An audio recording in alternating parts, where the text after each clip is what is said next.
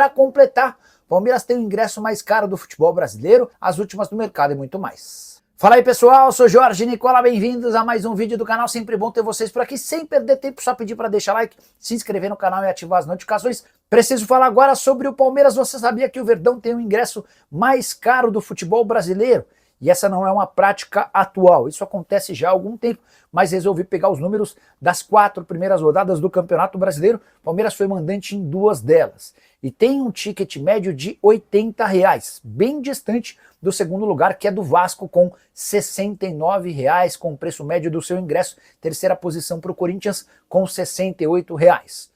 O ticket médio do Palmeiras só não é maior porque um dos jogos como mandante aconteceu na Arena Barueri contra o Corinthians, e o Palmeiras, até para não ter um estádio tão vazio, o torcedor não gosta da Arena Barueri, o Palmeiras precisou reduzir o preço do seu ingresso. Senão, é possível que o ticket médio estivesse na casa dos R$90, como foi na primeira partida do Palmeiras dentro de casa contra o Botafogo, empate em 0-0. O Palmeiras justifica essa prática mais alta de ingressos por conta da grande presença de torcedores vinculados ao sócio-torcedor, o Avante.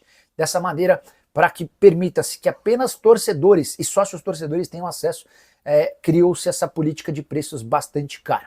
Se você ficou curioso em relação aos ingressos mais baratos do Brasileirão, depois dessas 4 rodadas, as 2 primeiras colocações são de clubes cearenses. Fortaleza tem o menor ticket médio, R$12 por ingresso, enquanto o Ceará aparece em segundo com R$17. Mirassol é o terceiro, com R$26 de ticket médio.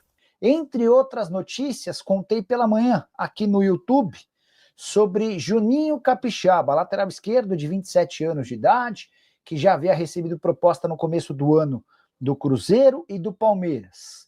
Nesse momento são 4 os clubes interessados no Juninho Capixaba, e eu posso garantir que as negociações existem, são reais e para já. Quando você vai chegando e deixando o seu like, compartilhando, mandando perguntas, vou explicando um pouquinho dessa história que é exclusiva, tá? Juninho Capixaba, que fez o gol da vitória do Red Bull Bragantino contra o Sport, ele quer sair do Red Bull. Ele entende que chegou a hora, ele entende que se estivesse jogando num clube grande, talvez já tivesse até sido convocado para a seleção brasileira. E é nesse contexto que o Palmeiras, o Atlético Mineiro, o Cruzeiro e o Flamengo demonstraram a intenção de contratá-lo. Há 2 grandes problemas para que esse negócio aconteça. O primeiro deles diz respeito à parte financeira. O Red Bull Bragantino pede 7 milhões de euros para que o negócio saia. Em algum momento, o próprio Red Bull já conversou com o Palmeiras sobre uma troca de jogadores, na oportunidade com o Vanderlan, e com o Cruzeiro o negócio sairia com o Marlon, que já nem está mais no Cruzeiro, foi emprestado para o Grêmio. Além dessa questão da grana, a outra que torna o negócio mais complicado é o número de jogos no Campeonato Brasileiro. O Juninho Capixaba tem 4 partidas no Brasileirão, e se disputar 7, ele fica impedido de defender qualquer um desses clubes que eu citei no próprio Campeonato Brasileiro. E para o Palmeiras, para o Flamengo, para o Atlético e para o Cruzeiro, só há interesse de negócio para metade do ano se o Juninho tiver condição de jogar o Campeonato Nacional. Até por isso, os representantes ou o representante do Juninho, o Adriano Espadoto, entrou em contato com o pessoal do Bragantino pedindo urgência nessa negociação. Assim que eu tiver qualquer novidade sobre o tema, já conto para vocês, beleza? Boa noite, tudo certo? Não quero o Juninho no Palmeiras, não. Sabe marcar, só atacar. E eu ainda lembro dele no Corinthians, é um jogador fraco, só joga em time pequeno. Celso faz uma observação importante. O Juninho Capixaba, de 27 anos de idade, vai muito bem com a camisa do Red Bull Bragantino, teve passagem discreta pelo Grêmio, não dá para dizer que havia ido bem, pelo Bahia foi bem, pelo Bahia e pelo Fortaleza havia ido bem. E até só para buscar, Corinthians, a passagem dele aconteceu em 2018, só 9 jogos. E eu nem lembrava, agora que você falou é que eu acabei lembrando. E aí depois de ir para o Corinthians ele acaba sendo emprestado para o Grêmio, né? De fato o Juninho não é um bom marcador, é realidade, é fato. Mas acho que talvez a melhor qualidade do Juninho é o apoio.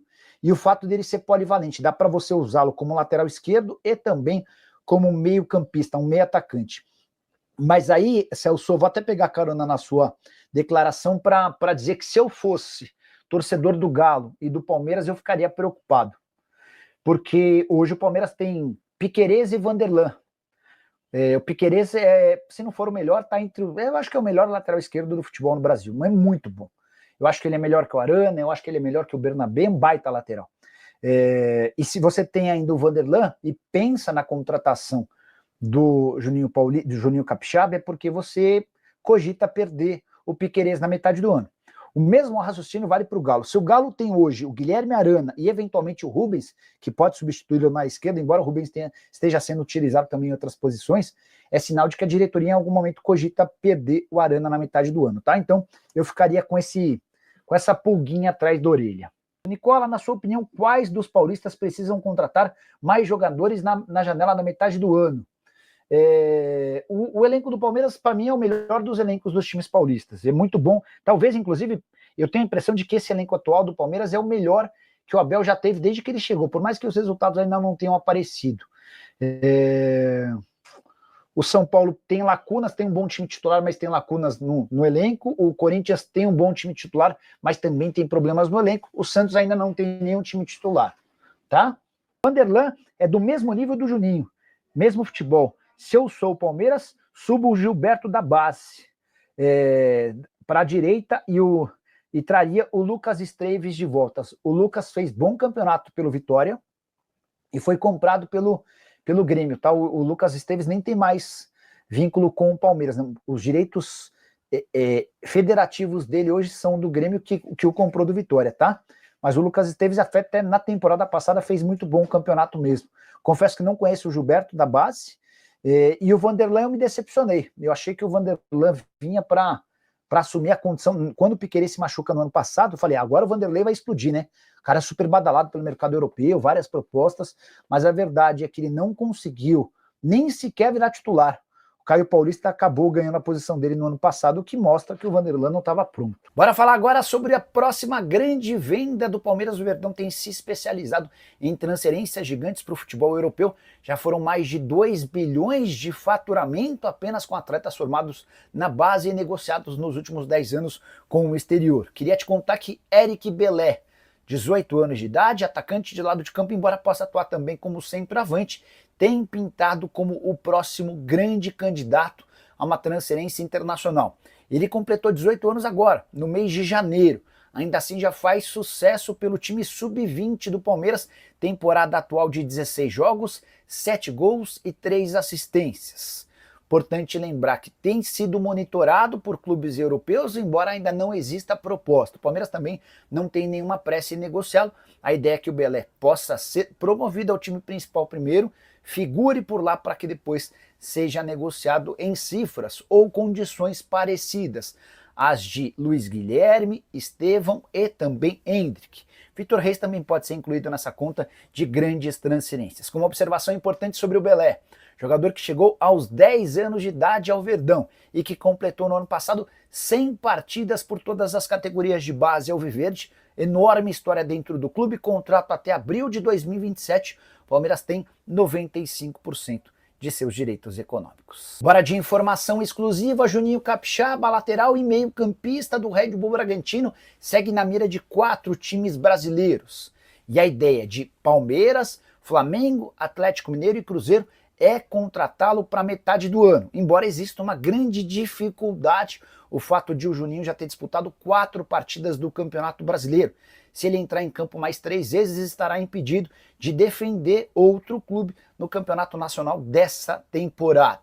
Até por isso, posso assegurar para vocês que as tratativas entre esses clubes que eu citei e o Red Bull Bragantino esquentaram nos últimos dias. Representantes de Galo, Cruzeiro e especialmente Palmeiras entraram em contato e tentam chegar a um acordo com o Red Bull Bragantino, que faz jogo duro. O time de Bragança pede 7 milhões de euros pela transferência do atleta, que quase se mudou para o Palmeiras no início do ano, numa troca pelo Vanderlan e que também esteve nos planos do Cruzeiro. Na oportunidade ele seria trocado pelo Marlon. A nova rodada de negociações envolvendo esses clubes também pode assegurar transferências de atletas no modelo de troca, mas isso tudo está sendo debatido e precisa ser acertado o mais rápido possível, sob o risco de o Juninho completar 7 partidas e ficar impossibilitado de defender outro clube no Campeonato Brasileiro. Em relação ao Galo, pedido expresso do técnico Cuca, em relação ao Cruzeiro, seria alternativa tanto para lateral quanto para o meio. No Palmeiras chegaria eventualmente para substituição do Piquerez, que pode ser negociado na metade do ano. Se você não lembra muito sobre o Juninho Capixaba, eu queria te contar que ele chegou ao Red Bull Bragantino em 2023, sempre como titular absoluto. Na atual temporada são 16 jogos, 2 gols e 3 assistências. Nicola, quem você contrataria para o Palmeiras na janela do Super Mundial? Alguém para mudar o patamar, talvez um camisa 10? Não sei. Janderson, miolo de zaga para mim tá bem servido, lateral esquerda Piquerez é excelente, gosto dos meio-campistas do Palmeiras, talvez no lateral direito, cara, não confio em nenhum dos três, e acho que, não sei se vocês concordam, que o Palmeiras vai precisar num curto espaço de tempo de um goleiro. Acho que o Everton aos pouquinhos tem dado sinais de queda de produção. Acho que seria importante que o Palmeiras contratasse um goleiro e fosse preparando esse cara para virar titular num futuro não tão distante, tá? Até especularam lá no Sul que o Gabriel Grando poderia ser esse cara, que houve uma sondagem do Palmeiras, o Palmeiras não confirma. Na quarta-feira eu estava participando do Donos da Bola e perguntei para o Veloso, que é ex-goleiro especialista, né, nessa posição, sobre o Grando. Ele falou: Nicola, muito bom goleiro, tem enorme potencial, mas ainda não está pronto, tá? Ó, o Celso Lima tá mandando um superchat, mas sem pergunta. Celso, o que você quer saber? Escreve aí pra gente, tá? Sobre o Vitor Roque, falei que era bom jogador, porém, pelo preço pago não vale o investimento. Boa. De fato, caro, né? 155 milhões de reais, o cara vai precisar entregar demais. O Celso Lima: Nicola, se eu fosse o Palmeiras, iria atrás do Carlos Miguel, ex-Corinthians. Foi exatamente o nome que o Veloso sugeriu. O Veloso estava falando, eu falei do Gabriel Grando, que surgiu essa notícia lá na Rádio Imortal, lá do Sul. Ele falou: cara, é bom goleiro, mas não está pronto. Eu falei: mas a ideia do Palmeiras era trazer alguém que pudesse ir se moldando para que quando o Everton não tivesse mais condições, esse cara tivesse pronto. Aí ele falou assim: eu iria atrás do Carlos Miguel. Já especularam o Carlos Miguel, por exemplo, em outros times do país, falando em São Paulo e tal, e aí o pessoal do staff dele disse que o Carlos Miguel quer ficar 8 anos na Europa antes de voltar ao Brasil. Se o Carlos Miguel fosse contratado pelo Palmeiras, seria uma baita aquisição. O Carlos Miguel deixou excelente impressão enquanto goleiro do Corinthians, né? Não é do melhor caráter do mundo, não foi bem com o Cássio, foi mal com o Cássio, mas o Celso Lima: Nicola, o Palmeiras ganhou ontem, mas não jogou nada. O melhor jogador do Palmeiras é o Rios, e o Vitor Roque é um jogador comum, não sabe driblar.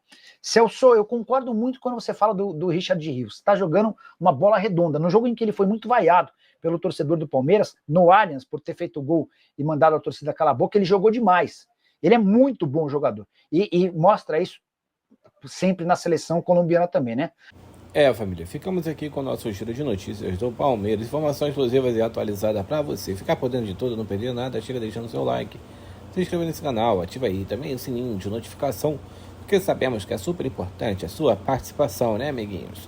Então deixa aí a sua opinião. Muito importante pra gente que você continue postando seus vídeos aqui com a gente para ficar por dentro de todas as informações do maior clube paulista. Já chegamos aqui deixando a sua opinião, valeu?